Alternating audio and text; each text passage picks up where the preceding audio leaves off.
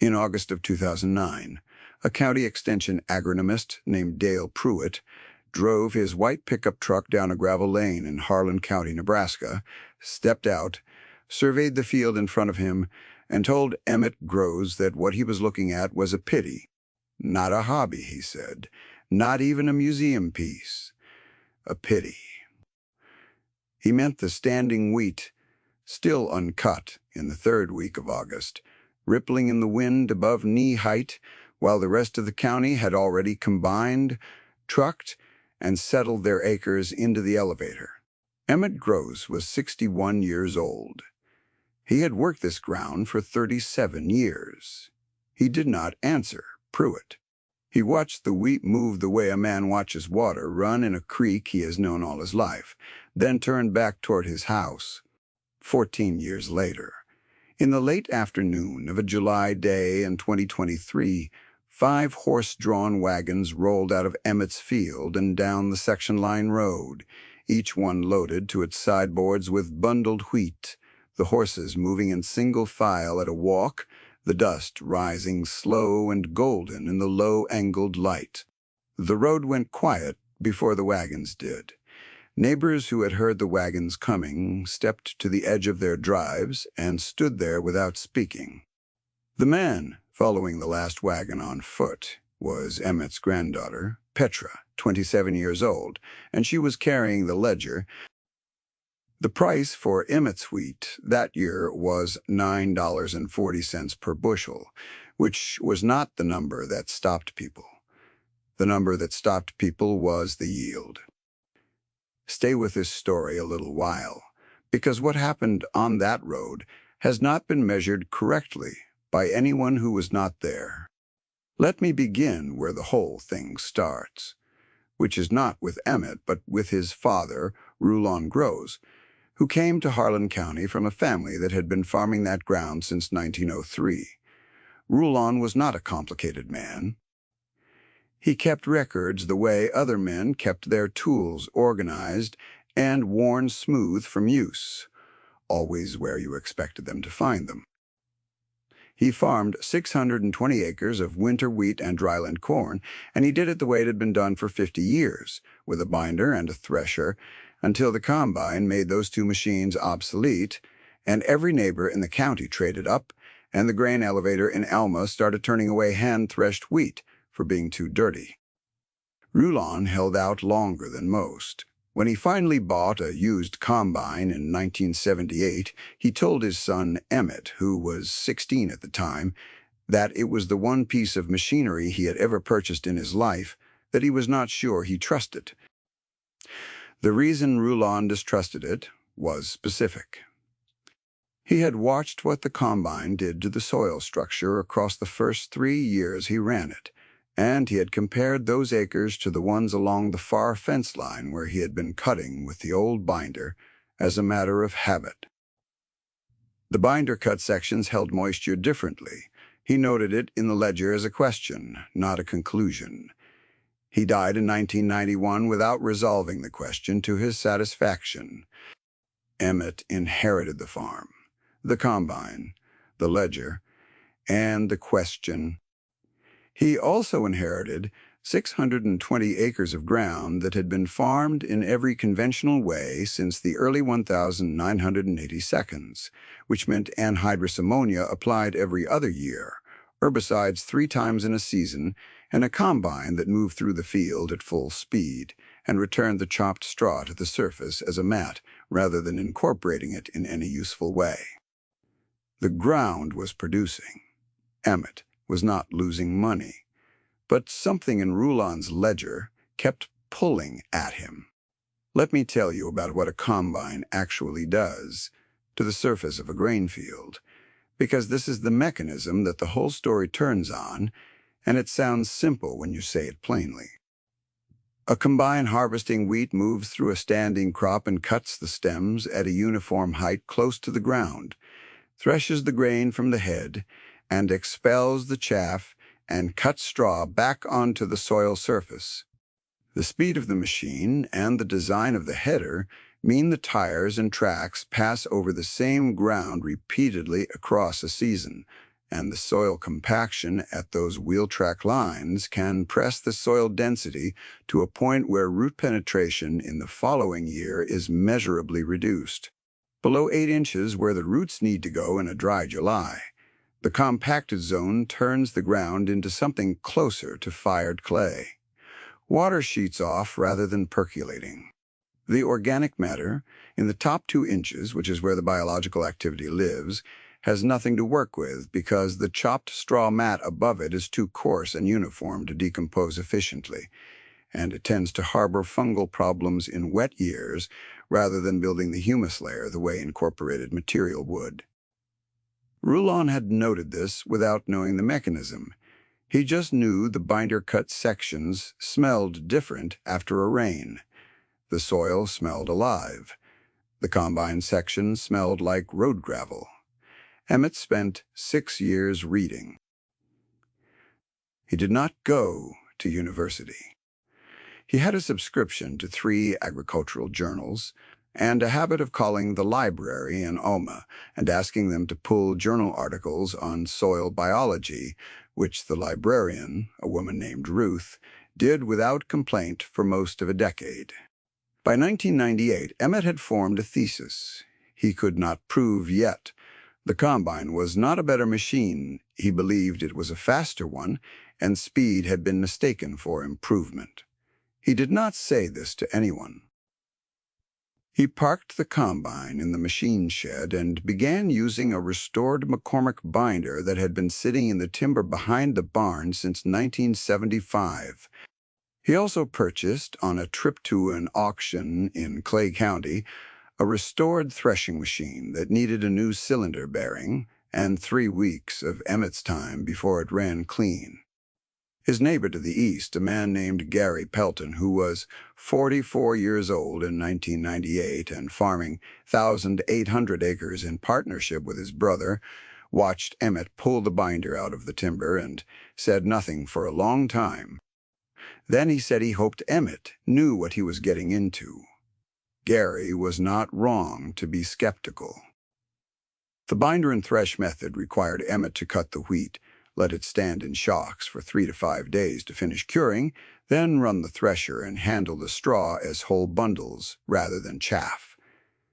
It was slower. It required more labor in a county where farm labor was not easy to find, and it produced straw that had to be managed, either as bedding, as baled feed, or incorporated in sections rather than left as mat. To the Harlan County Farm Bureau's annual meeting in 1999, it was, as the Bureau speaker noted in front of 43 members, a step backward. Dale Pruitt, who was then a new extension hire and had come out to survey the county's adoption of new precision agriculture methods, agreed. He said Emmett's operation was the only one in the district he genuinely could not write a positive assessment of. He was not unkind about it. He said it the way a doctor says something is unusual, meaning interesting but not promising.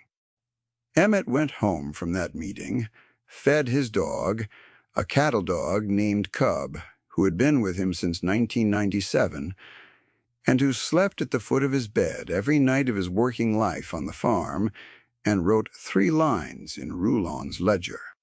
Pruitt says it is a pity. Pruitt went to Nebraska, Lincoln. Rulon's question still open. Gary Pelton, meanwhile, was expanding. In 2001, he purchased a new self-propelled combine for $178,000, financed over 7 years at 6.4% interest, which came to a note payment of roughly $2,600 per minute onth. He did not complain about this.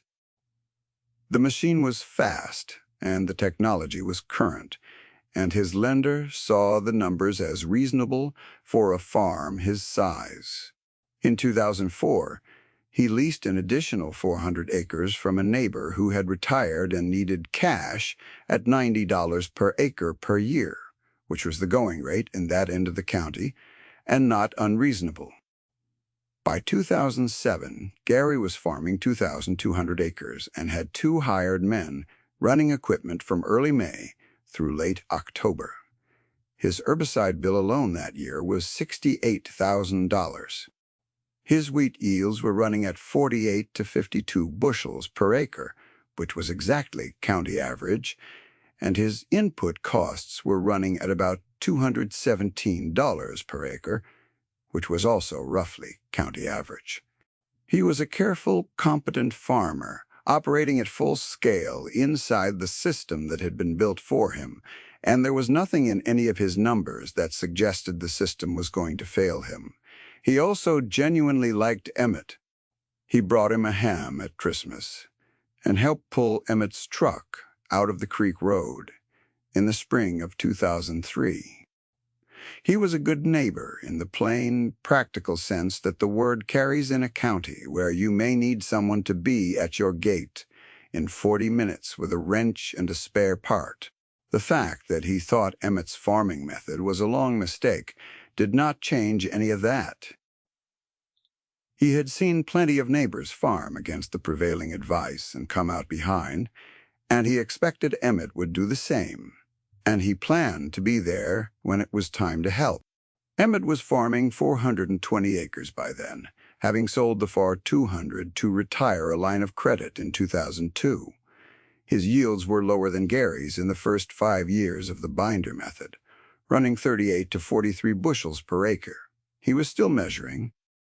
He was also doing something in those years that did not show up in the yield numbers at all, which was rebuilding the soil profile in the sections he had taken off the combine rotation first. Here is what rebuilding looks like when you do it with a binder and not a combine. The whole straw, threshed clean of grain, goes back to the soil in long sections of laid material rather than a uniform chopped mat. Earthworm activity in the sections under long straw increases measurably within 2 seasons because earthworms cannot process fine chaff efficiently, but they can move through whole straw layers and pull organic material down into the mineral soil. As they do, they create macropores, which are the small vertical channels in the soil structure that allow water to move downward rather than laterally. In a compacted field, water moves sideways and runs off. In a field with a good macropore network, water moves down to the depth where it becomes available to a plant root in July, which is when wheat roots in Nebraska are trying to fill grain. 1 inch of rain received by a compacted field and 1 inch of rain received by a field with an intact macropore network are not the same event. They look the same from above. Below 8 inches, they are completely different. There was a second mechanism working underneath the straw and earthworm story, and it is the one that mattered most in a drought year. Organic matter holds water in a ratio that soil scientists had measured carefully, but that most conventional farming economics had never priced into a bushel. Every 1% increase in soil organic matter across the top foot of a profile increases the water-holding capacity of that profile by about 20,000 gallons per acre. In a field that started at 1.2% organic matter, which was about where Emmett's combined sections were in 1998, and built to 3.8% over 20 years of whole straw management and earthworm incorporation, the water holding capacity had increased by something close to 52,000 gallons per acre. In a dry July, that is not a small number. That is the difference between a crop that finishes its grain and one that goes chalky in the head before the last cell has divided. Emmett tracked this by digging. He dug test holes every year in the same 6 locations across his farm, noting the depth at which the soil changed color, the depth at which an iron rod driven by hand would stop, and the count of earthworm castings per square foot of surface. He also sent soil samples to a private lab in Lincoln starting in 2001, paying $22 per second ample out of pocket because the county extension testing program did not measure organic matter percentage at the time, only the nutrient numbers that precision farming required. By 2004, the first sections he had put back on the binder showed rod penetration to 16 inches, where they had once stopped at 7. The color change, which marks the boundary between the living humus layer and the mineral subsoil, had moved down 3 inches in 6 years. Organic matter in those oldest sections had climbed from 1.2% to 2.1%. It was still building. No one saw these numbers except Emmett, and by 2006, his granddaughter, Petra, who was 9 years old and could read a soil probe as well as any child in Harlan County because she had been watching her grandfather do it since she could walk. Gary Pelton knew none of this. He saw a smaller farm that was visibly messier than his own, with wheat standing in shocks in early August, while the county around it had already combined clean and straw laid in sections that looked to a conventional eye like waste. He was friendly about it. He asked Emmett now and then whether he needed a hand. Emmett said no and thanked him. In 2009, when Pruitt made his visit and used the word pity, Emmett's binder sections were in their 11th year off the combine. The soil probe data from the oldest sections showed rod penetration to 22 inches. The earthworm count per second square foot was 3 times what it had been in 1998, and the wheat in those oldest sections had, in 2008, produced 61 bushels per acre against the county average of 49. Pruitt did not ask. There was a second reason Emmett did not speak, and it was not stubbornness. It was that he could see something Pruitt could not, and he knew explaining it would take longer than Pruitt was prepared to stay. The thing he could see was the color of the soil at 2 inches below the surface in the oldest binder sections, which was the deep near black of healthy humus, against the pale grayish-brown of the combine sections from 1998. The difference was not a matter of interpretation.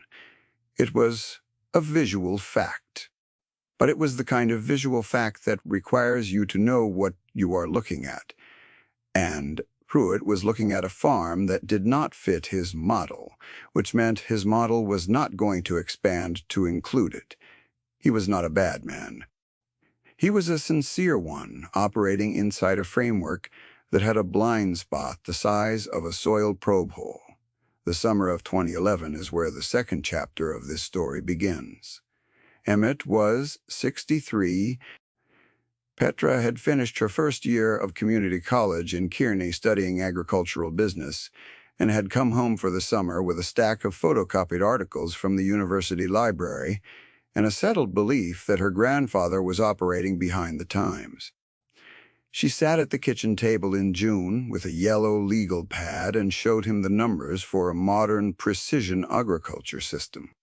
GPS-guided application, variable rate seeding, soil sampling, grids to target inputs, and a new combine with a yield monitor that would let him see his per-acre production in real time. She was not wrong about any of the numbers. The per-acre input cost looked efficient. The yield monitor seemed useful. She had done the math carefully. Emmett listened to all of it. Then he took her out to the oldest binder section, the one he had started in 1998, and dug a hole with a long-handled spade. He set the spade aside and put her hand into the hole, at 8 inches, then at 16 inches, then at 22 inches. He did not say anything until she had felt the difference herself, the moist, loamy give of the upper zone against the firmer ground below, and the earthworm that came up with the soil at 12 inches, alive and full and heavy. Petra said, "It feels different." Emmett said it was. She went back to Kearney in August, still planning to talk him into the precision system. She had not changed her mind. But she stopped at the library on her way through Hastings and checked out 2 books on soil biology that she had not read in her coursework, because the textbooks she had been assigned did not have chapters on earthworms and macropores.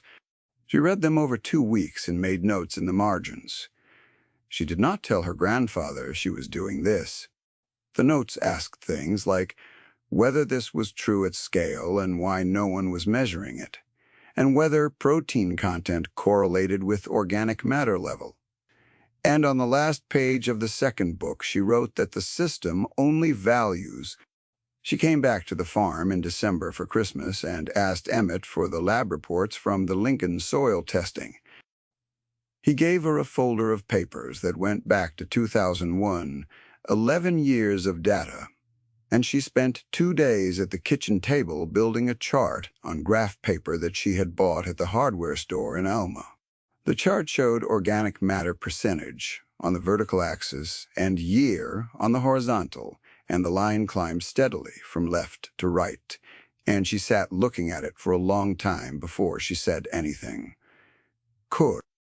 She went back to Kearney in January and finished the semester. She did not talk to any of her professors about what she had found, because she did not yet know how to talk about it in a way that the coursework she was sitting in could hear. She had not changed her mind about the precision system, but she had started asking a question the coursework had not given her, which was what the ground actually costs if you are taking from it faster than it can give. She had only noticed something she could not yet account for, but she was accounting for it quietly. In the margins of borrowed books and on graph paper at the kitchen table, the way her great-grandfather had done it in a ledger 60 years before. Gary Pelton's 2012 input costs were $234 per acre. His fuel bill for the spring fieldwork alone came to $38,000. His yields that year were 51 bushels per acre, which was good for the county. He was covering his notes. He was not building anything in the soil. He was maintaining a production level by replenishing what the system consumed year after year at increasing cost.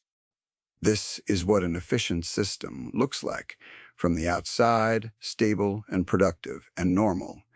It is also what a system with no reserve looks like. From the outside, you cannot tell the difference until the shock arrives. Emmett was tracking something else. He had started selling his straw separately from his grain. Long straw threshed wheat, the kind that comes off a binder in full-length sections rather than chopped to 2-inch pieces, had a market in horse bedding operations and in specialty garden supply that a chopped straw combine operation could not access. He was getting $4.8 per degree Fahrenheit 50-pound bale for wheat straw in 2012, selling to 3-horse boarding operations within 40 miles and a regional garden supply distributor in Grand Island. The straw off 420 acres was moving 900 bales per year. That was $4,320 off a product that left no residue problem on his field because the bales were gone before winter. No one knew that number either. Petra came back to the farm in the spring of 2014 without finishing her degree. She did not say she was staying permanently. She said she wanted to help for the planting season and see how she felt. She helped with the planting season and never left. By the fall of 2014, she was keeping the ledger which she had taken from her grandfather's desk and begun transcribing into a notebook she bought in Alma, working backward from 1998 to understand the whole arc of what the binder experiment had cost. What she found in those ledger pages changed her understanding of her grandfather's operation more than the soil test had. The yield numbers in the early binder years looked like failure if you read them against county average. 38 bushels per acre in 1999 against a county average of 47. 41 in 2000 against 49. But Rouland's ledger went further back, and in those earlier years, the yields from the same fields were showing the same pattern. lower in the first years of any change and then climbing. Rulon had written in 1983, the 5th year after he bought the combine, that the yields were the best so far, but that something had been taken out that he could not put back. Petra read that sentence 3 times. Then she went out and found her grandfather in the east field, moving shocks, Cub working the far edge of the field on his own, and she said he knew. Emmett said yes. The drought of 2016 arrived in June and did not let go until October. By the standards of Harlan County's recorded weather history, it was the 5th driest summer in a span of 90 years, which is not the worst that county has seen, but is bad enough that a wheat crop planted on compacted low organic matter ground has very little to draw on when the July sun bakes the surface to powder. Gary Pelton's wheat in 2016 went into drought stress in the 2nd week of July at the exact moment the grain was filling, which is the worst possible time for a wheat crop to lose soil moisture access. His yield came in at 31 bushels per acre. The county average that year was 29. He had not done anything wrong. He had done everything right, and the ground had no reserve to give him.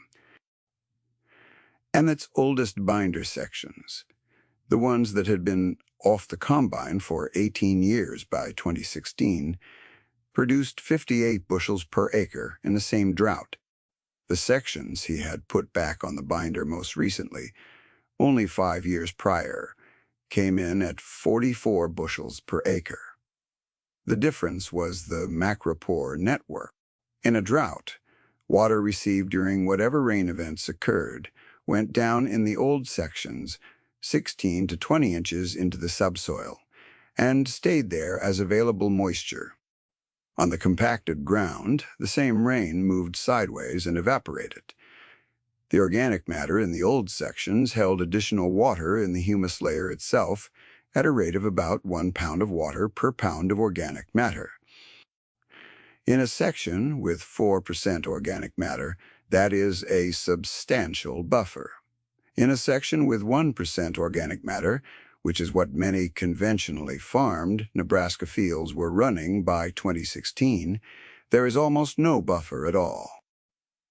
The County Agricultural Newsletter, published in September of 2016, noted the drought as a significant event, citing a county average yield of 29 bushels per acre and estimating that approximately 30% of operators in the county would carry operating losses into the following year's planting budget.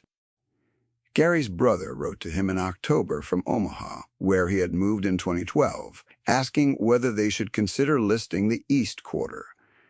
Gary did not answer the letter for 3 weeks. When he did, he said no. Gary came over in August of that year, before the crop was even fully in, and stood at the fence line between his field and Emmett's, looking at the difference for a long time. The boundary was as clean as a ruler. On Emmett's side, full heads, green gold and upright at the crown, standing as they had through the driest July in a decade.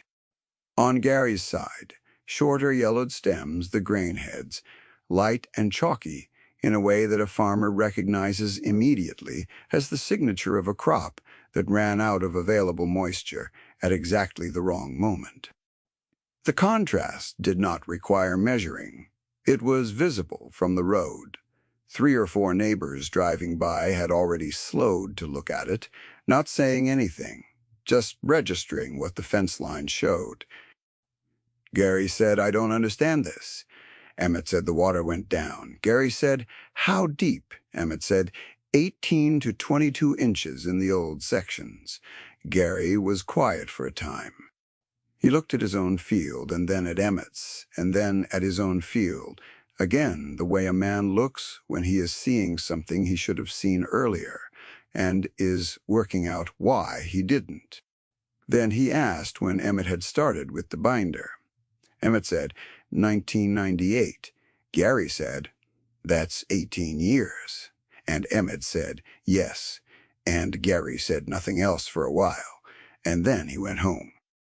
That August, while his own crop came off the header, 20 bushels below what he needed to service his debt comfortably, Gary began to ask questions that he had not been asking before. He asked them quietly, in the way a practical farmer asks questions when he is rearranging something he has believed for a long time. He asked Emmett how the straw baling worked, and whether a man needed to own a baler or could custom hire it.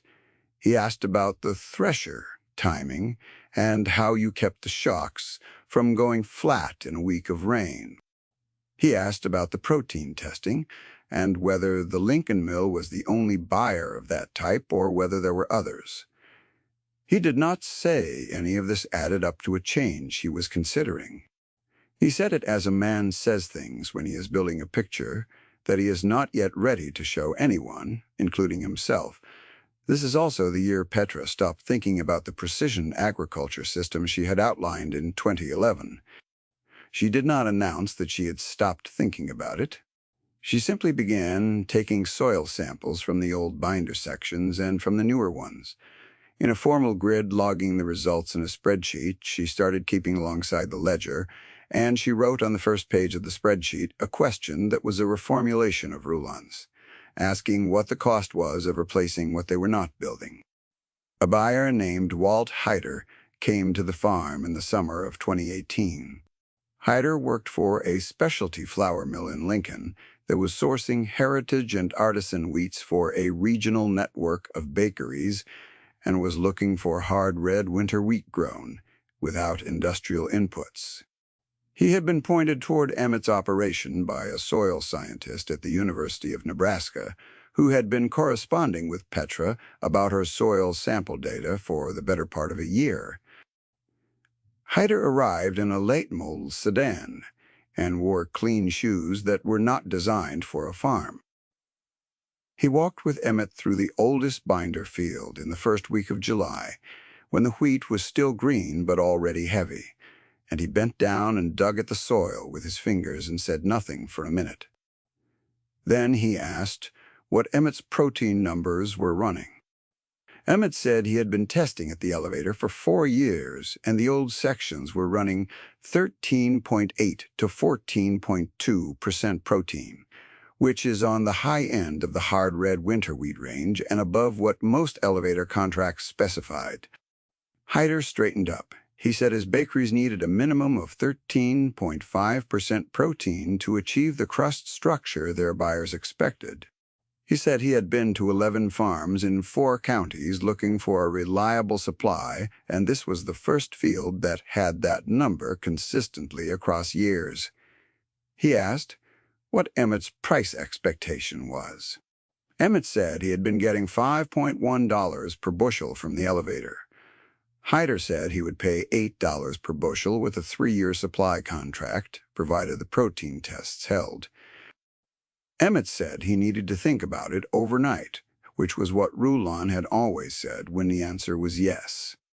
He signed the contract the next morning at the kitchen table with Petra and Cub's successor, a younger cattle dog named Duke, sleeping under the table beside the wood stove. If you have ever wondered whether the way a piece of ground was farmed 30 years ago still matters today, this is the answer. The contract was for 420 acres at a minimum guaranteed volume. It was not a speculation. It was a commitment Hyder was prepared to make because the protein number had been consistent across 4 years of test results, which was the proof that the soil's biological system was stable and not dependent on nitrogen applications to hit the mark. Chemical nitrogen pushes protein levels in a single season. Biological nitrogen, the kind that comes from microbial activity in a high organic matter soil, is slower but consistent year to year. The elevator could not tell the difference from a sample. Hyder's bakeries could tell the difference in a loaf. Emmett finished the 2018 crop and delivered his first load under the new contract. He did not tell anyone in the county what price he was receiving. He told Petra, who put it in a ledger, and he told Gary, who stood in Emmett's kitchen, and said, "Per bushel."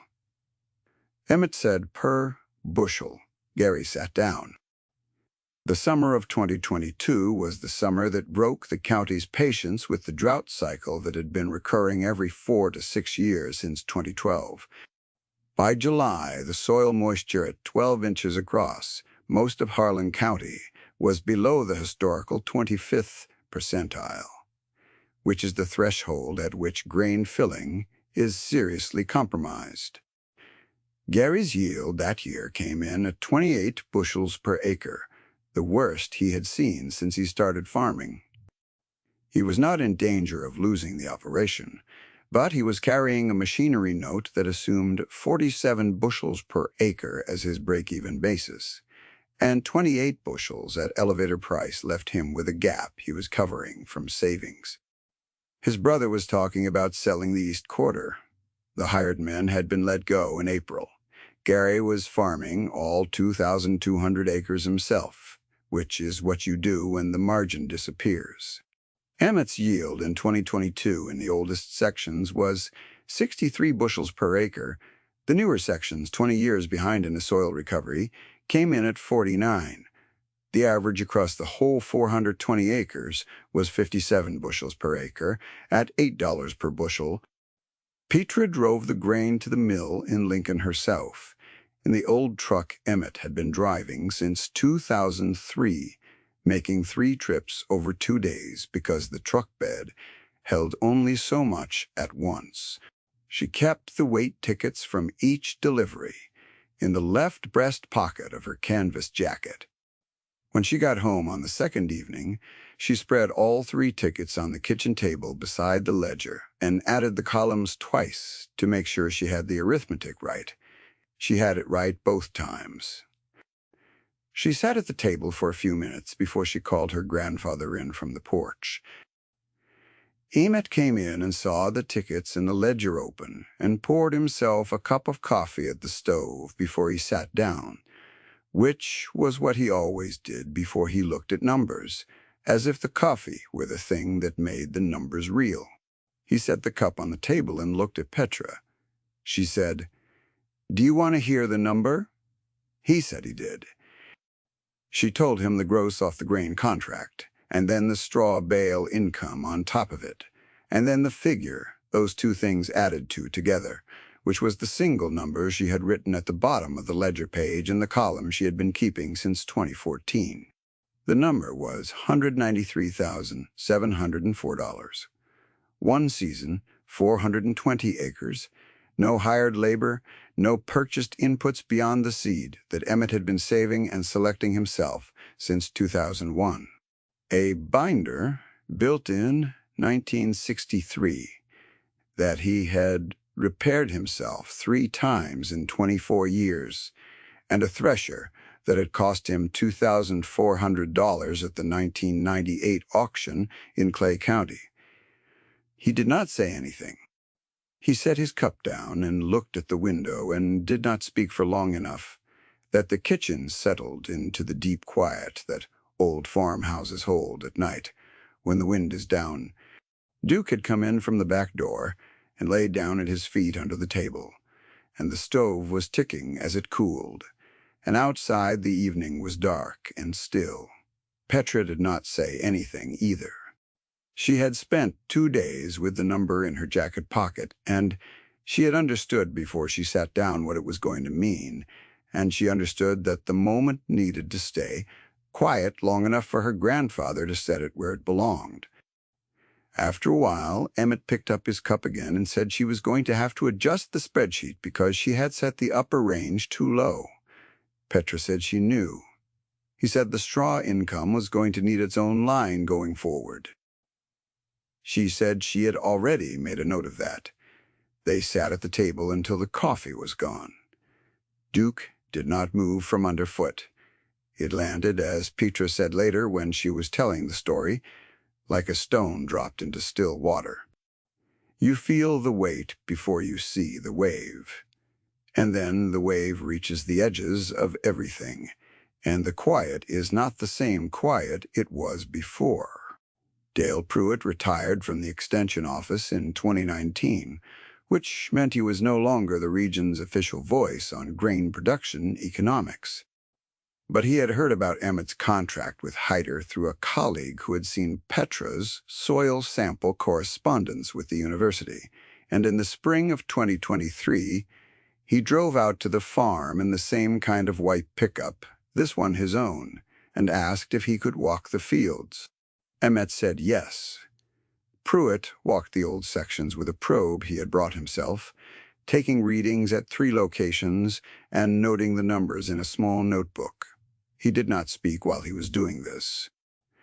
When he was done, he stood at the edge of the field for a minute and then said, "I owe you a different word than the one I used." Emmett said he had not given it much thought. Pruitt said, "The biology is real. I didn't know how to read it in 2009. Emmett said Roulon had been asking the same question since 1983 and had not had the words for it either, and that sometimes it takes a while for the right question to find the right answer. Pruitt asked if he could bring 2 of his current cooperators out to walk the fields in the fall. Emmett said they were welcome any time. That July, when the wheat was ready, Emmett and Petra ran the binder across all 420 acres over the course of 8 days. Gary Pelton came over on the 3rd day and ran the binder on one section to understand how the machine worked, and by the 5th day, he was there every morning. He did not say he was thinking of converting his own acres. He asked questions the way a practical farmer asks questions when he is learning something from the beginning. And Emmett answered them without ceremony, the way a man answers when he is not thinking about having been right. The 5 wagons rolled on a Thursday evening in late July, the sun dropping west toward the Republican River Valley, the light coming in flat and amber across the fields.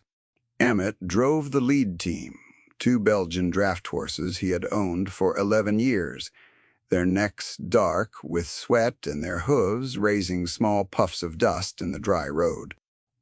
Duke ran alongside the lead wagon for the first half-mile, then fell back and walked beside the last one. Petra followed on foot with the ledger under her arm. The neighbors who stepped to the edge of their drives were not a crowd. They were 5 or 6 people who happened to be outside when the sound of iron wheels on gravel and the measured sound of horse hooves reached them, and they stood and watched the wagons pass the way people stand and watch something that has not been seen on that road in a very long time. No one said anything until the last wagon had passed, and then Gary Pelton, who was one of the ones standing at the edge of his drive, said to no one in particular that he had not seen 5 full wagons on this road since his grandfather's time.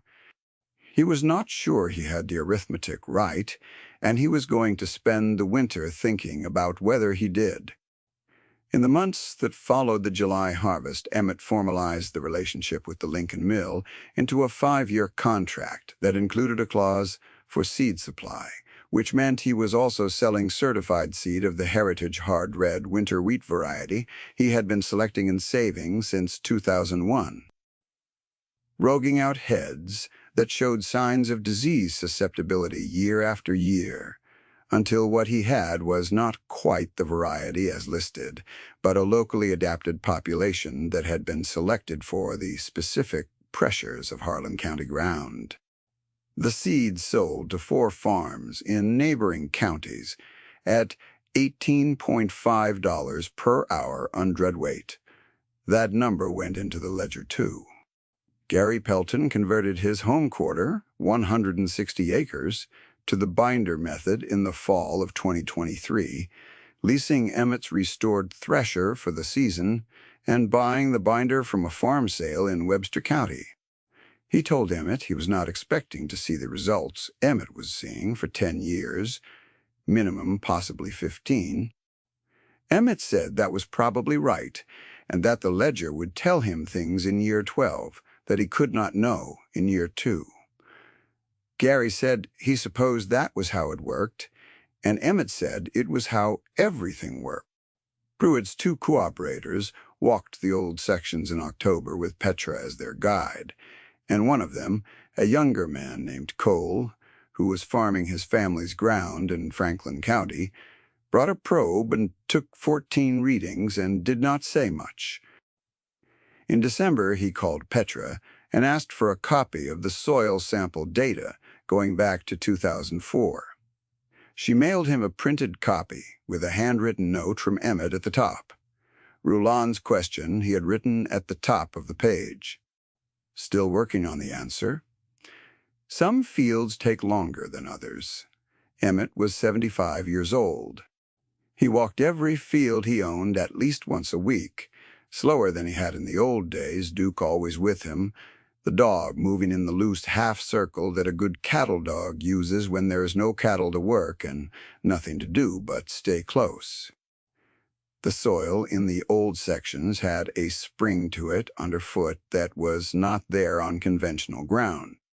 You could feel it, the slight give that means biology is working at depth, the way a forest floor feels different from a paved trail even when both look flat. He had not done anything to that ground in 25 years except cut it carefully and give it back its own straw in a form it could use. The ground had done the rest.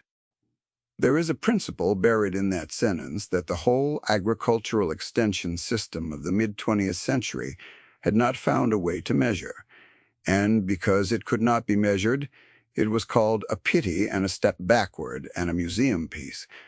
And because it was called those things, it was left alone to prove itself at its own pace, on its own ground, in its own time. Two kinds of knowledge faced each other across that fence line in August of 2016, and only one of them had been underground long enough to understand what the drought was going to do. Dale Pruitt understood this by the time he walked those fields in 2023. He was a good-faith man who had been given a framework that could not see past a single growing season, and when the framework failed, he updated it. That is not a small thing. Most frameworks do not update easily. His did, and the two cooperators he brought were younger and would carry what they learned for the length of their farming lives, which is how knowledge that cannot be printed on a slide deck moves from one piece of ground to another. The 5 wagons were not a demonstration. Emmett had not intended them as anything except the Thursday harvest, which happened to be the 5th time he had filled that many wagons in a single day. The road going quiet was not something he arranged. It was what happened when something passed that the road had not seen in a generation, and the people who stepped to the edge of their drives and stood there were responding to the same thing that makes a person stop when they hear a sound they recognize but cannot immediately name. That something real is moving. The ledger Petra kept went forward from Rouland's in 1983 to that July evening, 40 years of one family's accounting with one piece of ground. And what it showed across all those pages was not that patience beats speed exactly, or that old methods beat new ones. What it showed was that some things you cannot put back once they are gone, and some things you cannot build except slowly, and the ones that cannot be hurried are usually the ones that cannot be broken when the dry summer comes. What the system calls a pity is sometimes what survives. Duke settled at Emmett's feet on the porch that evening while the horses were cooling in the lot, and the road was already quiet again, and the last of the golden light ran flat across the wheat stubble, and there was nothing left to say that the ledger had not already said better. The ground remembers everything you gave it.